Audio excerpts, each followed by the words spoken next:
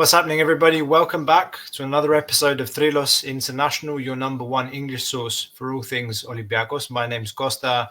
I'm joined by Marshall. We're back after a fairly disappointing weekend, dropping points against panetolikos at home. Lots of discussion, some moaning and whinging about lack of creativity. How do we break down the parked buses in Greece?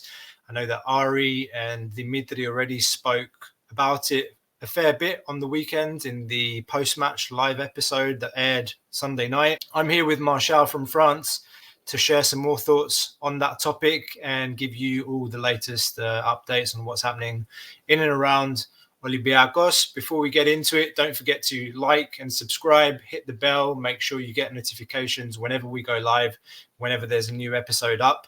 Check out our Patreon too for more exclusive content. You can join our Patreon starting at $1 a month, $5 a month for exclusive content tier, and $10 for merchandise tier. You can check out our merch as well at www.trilos7intl.com.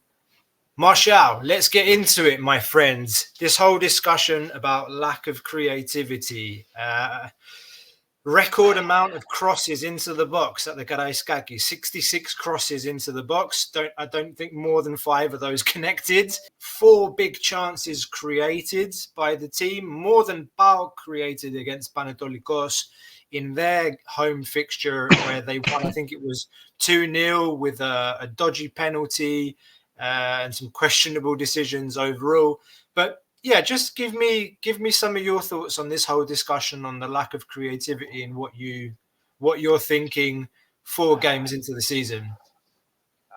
Personally, I think that it was more a lack of efficiency than creativity, because I think this word creativity, when it comes to football, it's difficult to really understand what people want to say when they use that word, because creativity could be anything. Like if for example Endo would have scored from a 30 meters shot, it would have been creativity in a way, because he created that shot.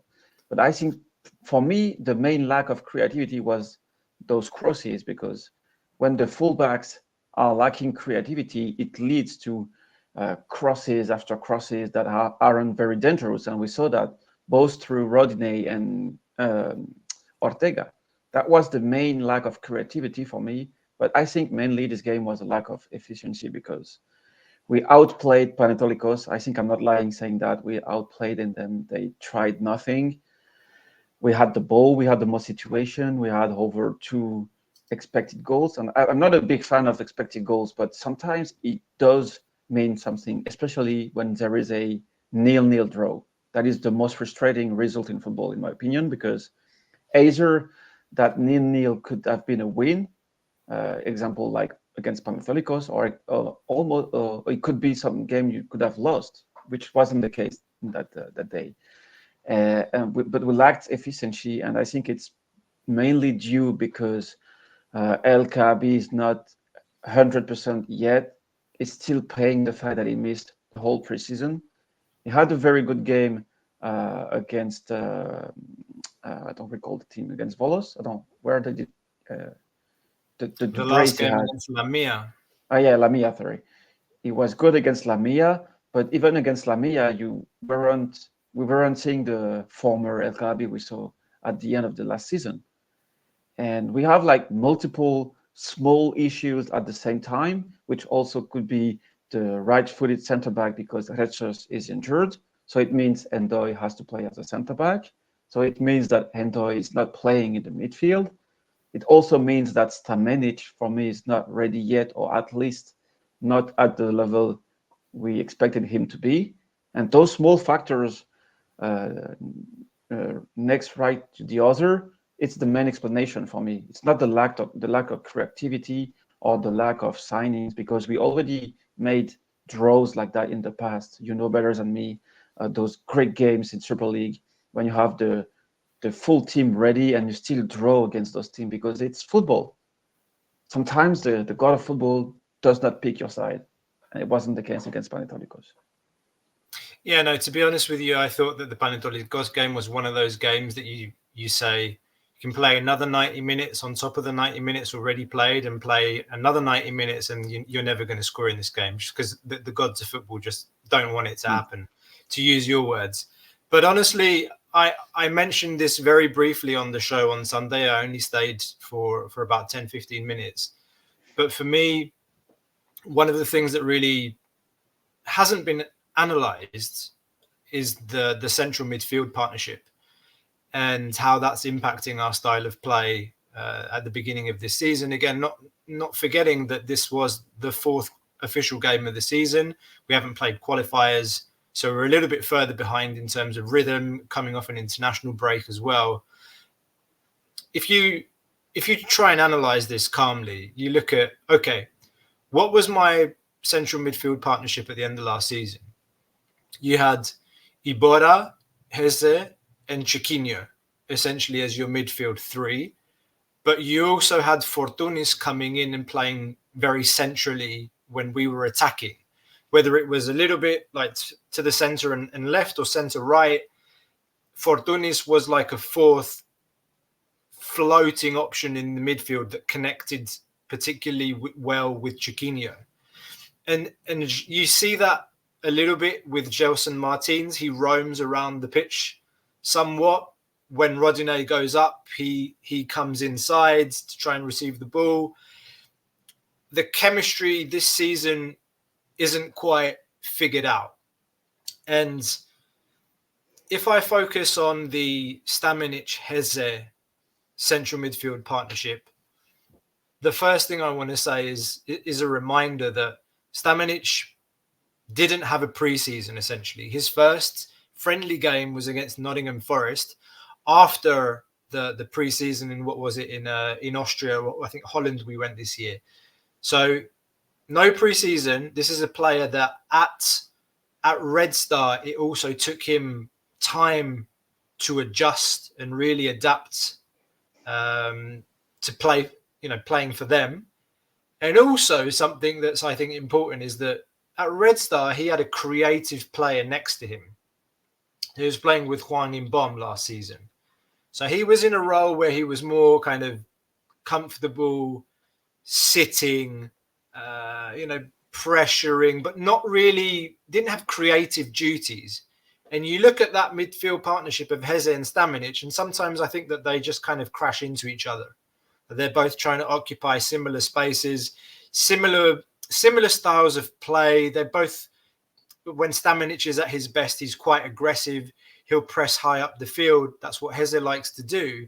So immediately you look at that and you think, to me, and this is very early on, I could be wrong, to me, I don't think their characteristics combine well for those kinds of matches in Greece where you're trying to break down a defense.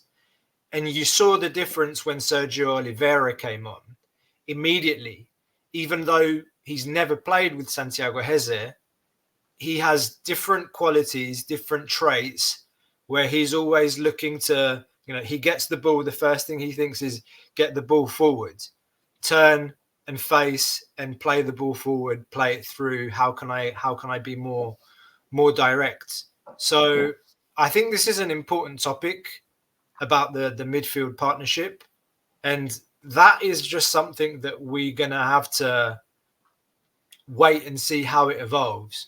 But if you had to ask me now, what I think our central midfield partnership, like our starters in these kinds of games, who they're going to be, I think there are two things you can do.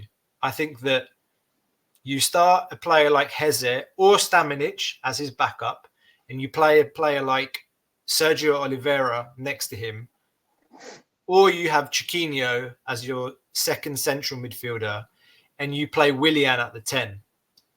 And Willian's not a player that we bought to play as a 10. He's played as a left winger the last two seasons at Fulham. But if you remember, which you will, Mathieu Valbuena, when he came, also came as a left wing option. Fortunis gets injured and Valbuena becomes the team's number 10. So I think those are two options for me that are in my head. And some things that I would like to see, particularly in Greece. Valverde used to do it with Ibarasa and David Fuster. He used to play Ibarasa as a number 8, and he'd play Fuster behind the striker. Instead of playing two defensive midfielders and Ibarasa at the 10, he used to bring him back to have more creativity. And there's maybe something else for Mendilibar to think about. Will he do it? I don't know. But those are some things that I've been thinking about the last couple of days. You're right, and I just wanted to say that the lack of creativity for me also applies to the coach selection of the lineup, because we know that during those Greek games in which you basically play a bus against Panetolikos, for example, the coach has to be more creative in the lineup, because otherwise we are going to be frustrated. Of course, we should have won with the lineup he picked for that game, because it was good. It was way good enough to win against Panetolikos. But I expected Mendilibar to have different choices. For example, you mentioned Oliveira, but I don't understand why we would rather go for Oliveira and Willian to come in when the score is 0-0, and basically expecting them to change the game rather than starting them and sub them off after 1 hour. I don't think that the main difference. Also, I was expecting, for example, the midfield to be different, because you mentioned Stamenic. I think he was coming back from a long trip during the international break. Those small pieces I was mentioning at the beginning, the lack of creativity also applies to Mendilibar. And during the season, I'm fearing that because of the transfer period we had this summer that was frustrating for a lot of people, I think Mendilibar's choices will be not analyzed as much as they should. I'm not saying Mendilibar should be fired. That's what I'm saying. But it has to be judged at the same time as his players, because he's a coach and the league is won by the coach choices at the end of it. And that if I went on the pod on Sunday, my coach's grade would have been probably C, because the fact that he keeps subbing off a center back per game is an issue for me. I think it shakes the team's balance, because I remember one coach told me once that a team is an addition of pair. Like you have 11 players, but it's most of it's pair, like center back pair, the midfield pair, the striker with the offensive midfielder, the midfielder with the winger, and the team is built like that. And I think maybe the mistake against Panetolikos was in this area. The Stamenic has a pair you mentioned, and maybe the center back pairing, because when Carmo came in, he was almost playing as a number 6 with the ball, very high up on the pitch, and you could see the difference with Pirola. Even if Pirola had a good game for me, Carmo was he had to start that game. That was the small amount of creativity we lacked from the defense. Then we had this lacked because Stamenic, for me, wasn't creative enough to play Panetolikos, and so it goes on and goes on. It's an interesting one, this discussion about the centre-back partnership, because I think Pirola's been really good since he joined defensively. Okay, he hasn't been tested against the big opponent, but he's solid. He's been solid at the back, and you're just like, why should I take him off? And there's always this big conundrum before every game, because Androutsos is injured right now. It's whether we should play Carmo and Pirola together, which is quite unorthodox, because if you look around the world, how many teams can you look at and say, oh, there are two left-footed centre-backs playing at the same time? And that's purely because there are just fewer left-footed players in the world, because you have a lot of teams that play with two right-footed centre-backs. So what's wrong with playing with two left-footed ones? Theoretically, it just hasn't been seen as much. But personally, from what I've understood from Mendilibar since he's joined, he's a player that appreciates balance on the pitch. So generally, I think he will always play with a left-footed centre-back and a right-footed centre-back. not with two right-footed centre-backs or two left-footed centre-backs. And we see it every game week since the beginning of the season. It's Pirola and Doi that started at centre-back at the weekend. I still think we did enough. Like, we created 4 big chances to score, and we didn't score them. Like, whether it was because, Velde didn't poke his foot out on that half shot, half cross that Heze took after the flick from Chiquinho, the back heel from Chiquinho into the box, or there was the cutback from Ortega that went to Velde, and Velde hit it with his left foot into the keeper. Then there was the El Kabi header in the second half from the Carmo cross, or the El Kabi shot from inside the box with his left foot that he scuffed.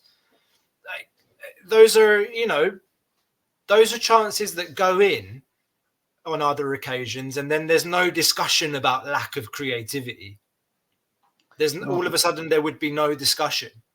So it would have been a 4-0 win. Like we've seen.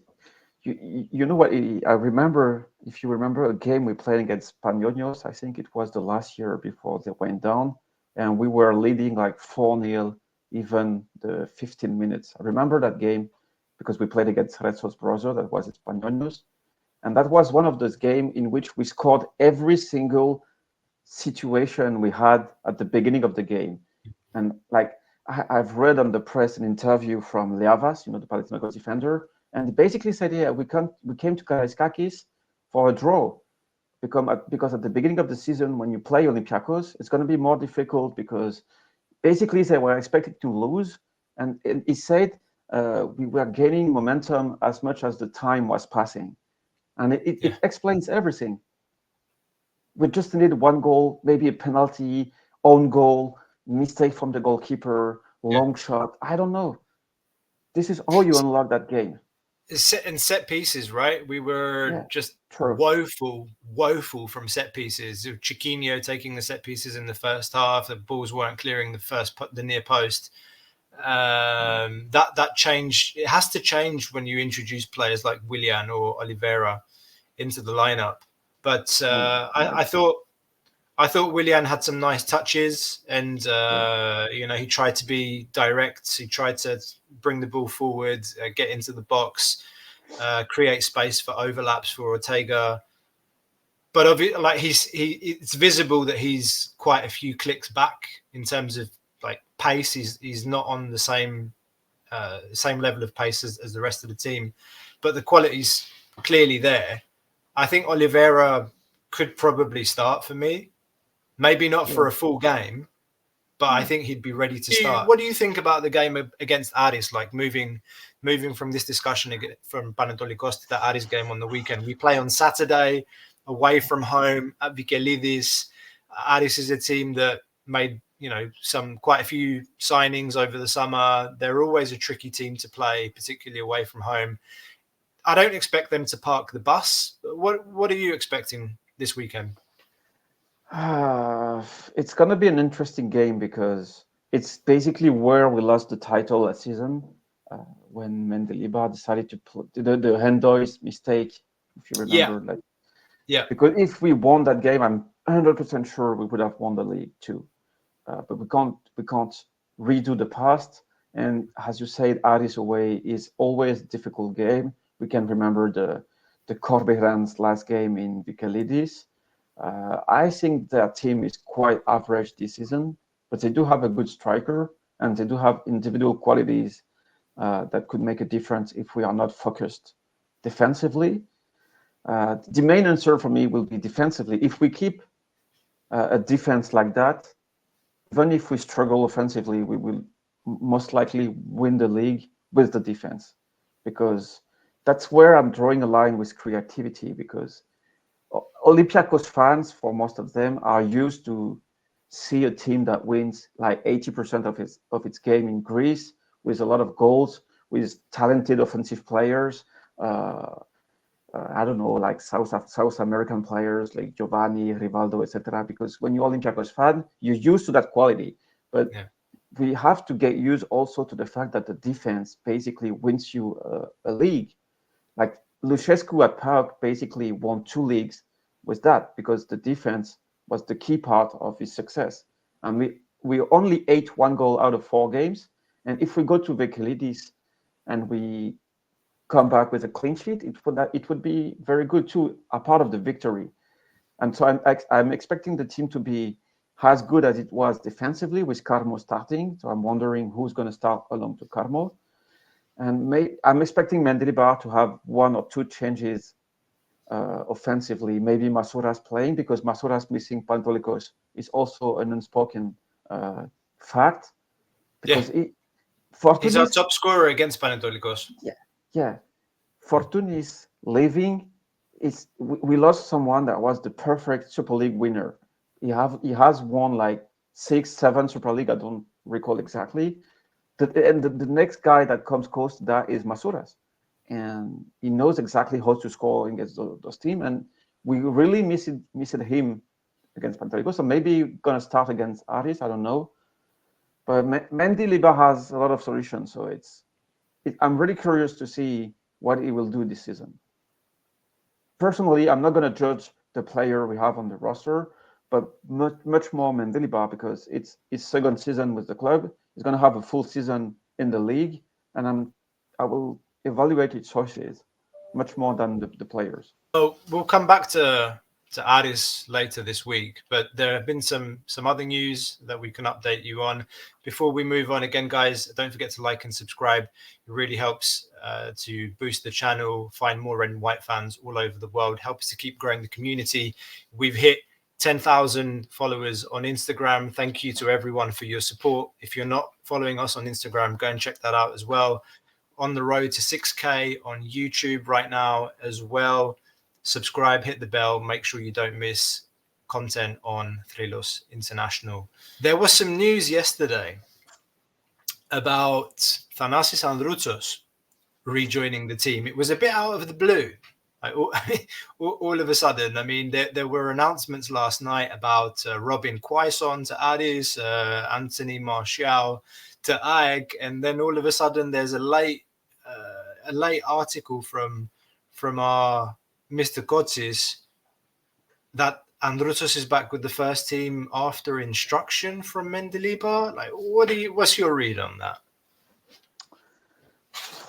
I don't know what to say really because that's such an unexpected news for Olympiakos fan because we have to put that in the reality of Olympiakos because in this club, when a player tries to find a new club, it's basically sidelined. So he doesn't train with the first team and is like training on his own at ready. I don't really appreciate that way of doing things because as much as we can think that Androutsos is not good enough to play for the first team of Olympiakos, it could still be valuable for the team during the daily trainings, stuff like that, the day-to-day life of the club. So I'm trying to put his comeback to the team in that perspective. For me, it has to be something like that. I don't know exactly if it comes from Mendilibar itself, or if it comes from the club, or if they say, okay, Androutsos is a child from the club, we don't have B team anymore, so why not using him at training rather than letting him alone on his at ready on his own. That's how I'm seeing the fact that he goes back on the team because we do have enough right backs, we do have enough midfielders, we have the youngsters, so he's basically not going to play, and maybe it's some kind of gentleman agreement until he finds a new team or an agreement to resign his contract. I don't know. Too many questions on that. I'm just trying to see what Mendilibar would say or will do about it. But I don't think it's a big deal. It's just the timing that's very bad. Yeah, that's it. I just thought the way it came out yesterday was a bit strange, and the timing was weird, considering what was happening in the market and the news that we were getting, and then all of a sudden this. And it's like, okay, I agree with you. I don't expect to really see him in matches. I think, like you said, is a player that's come out of our academy. He's never caused any problems, and I think that he's the only player that's left out of the ones that we were trying to ship out. Radjelovic has gone back to Serbia to Vojvodina. Don't know if that's a transfer or a loan. Or I think it was. I read somewhere that he got released, so he's gone. We'll see. We'll see at the beginning of next season, I suppose. But just the fact that Androutsos is a player from the academy, he's never created problems. He can play in multiple positions. He can be useful in training. I would be loath to see him take game time away from players like Bakulas and Muzakidis. I really hope that isn't the case. But then again, we've many years to see him as a central midfielder. And at right back, okay, if Castinho or Rodinei, touchwood, one of them gets injured, he can play a role as a backup in a wing back position. Yeah, but okay. Yeah. No, I'm done.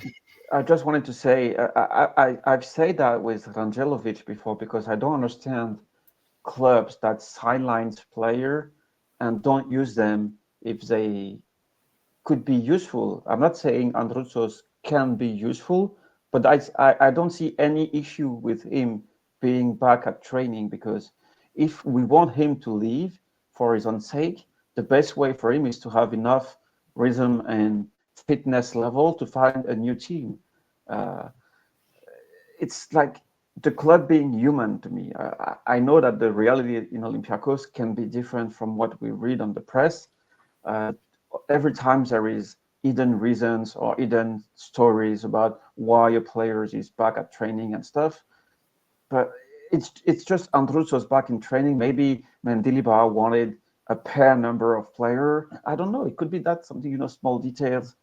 If you want to do specific exercise and you need someone that could cross for half an hour, has a right. I don't know. Maybe it could be something like that. Someone to teach set pieces, an extra defender to defend on set pieces, a set pieces taker, a throwing takers. I don't know. Androutsos, it's not like we are trying to get back. I don't know, Christensen for extra goalkeeper. You know what I mean? It's Androutsos is not a crack, but it's not a shitty player. Like, it could be useful for trainings. That's all I'm hoping for. And before we close, since you are French as well, you have something to say about the Anthony Martial signing potentially by Ajax. It's looking like he'll be joining them on a free transfer, €3 million a season for a 3-year contract. Before we get your thoughts, Martial, there's a quote from Emmanuel Petit, former French international, great football player, even if he played for Arsenal. He said, "I can't remember the last time he was a proper footballer on the pitch, producing good performances. Maybe he should ask himself this question. Does he have the desire to keep on going with his career? Because I have the feeling that the last few years was very difficult for him on and off the pitch. It's quite different to get a good mind coming in every morning at the training ground and try to give your best all the time, because you have a problem in your life, you have a problem in the dressing room, you have problems everywhere. So if I was Anthony Martial, I would ask myself the question in the mirror, do I still want to be a professional footballer?" And that's something that Emmanuel Petit said on TalkSport in the UK a couple of days ago. And now Anthony Martial signing for Ajax. So what do you have to say to that? It's such a perfect quote, because he basically said it all. Because Martial was stuck into off-the-field issues with it was with girls. He has a child with a wife, then he got divorced, another girlfriend, stuff that out of the pitch. He has the talent, but as Petit said, I'm not sure he still has the anger to be a proper professional player. We're not talking about someone that we have. He will surely have insane games, because the quality is still there. And we've seen that with James too. When he came into on some Super League games, he was so good. Like playing at 50% was enough for him to win the game. So it will happen with Martial, but overall, I don't think he has what it takes to be a proper player that could lead Ajax to a title. I'm expecting to be something close to what Bakambu was when he came to us. Bakambu wasn't that finished, but he scored almost 20 goals, Yeah. but very few of them really mattered at the end of it, if you recount them. Yeah, okay. I mean that was a disastrous season. Let's not go back and think No, and remember that. But but with the experience we have as a Greek club fan, we should be more concerned about the balance of AEK team because they have no Europe and they have Levi Garcia, they have Piero, they have Martial, they have Lamela, they have a lot of big names for very few positions. yeah, And I don't think Almeida will find a solution to make all of that work. So maybe Martial being inconsistent will be the perfect thing for him to make his choices because after all he will sign for 3 years, so maybe he will be better next season with a full season at AEK. But those are the headaches we don't want at Olympiacos anymore. exactly. It feels like the kind of signing we would have made a couple of years ago. Like it's a player that, man, I remember when he came to England. It must have been like 5, 6 years ago now. It's been how long? Like how long since he signed for Manchester United? I remember they were fighting over him with Arsenal, and some people were saying like this guy was reminiscent of a Thierry Henry Yes. when he came into England. And okay, you know, Martial's here, and like Henry's just Yeah. on another planet, man. It's But because he scored in his very first Manchester United game. Right after they paid like 80 millions for him, he came in and scored. from And that Monaco, was, right? yeah, exactly. So it Yeah. was the beginning of a love story. And then the talent he has is tremendous, but it's the consistency. It's the consistency. But that's what makes a great player, anyway. Yeah. But enough about Anthony Martial. We can end it there, but we'll be back towards the end of the week with more info and more team news regarding the Aris game coming up on Saturday. Again, guys, last reminder, like and subscribe. Help us to keep growing the red and white community. We are Thrilos International, by the fans, for the fans. See you next time.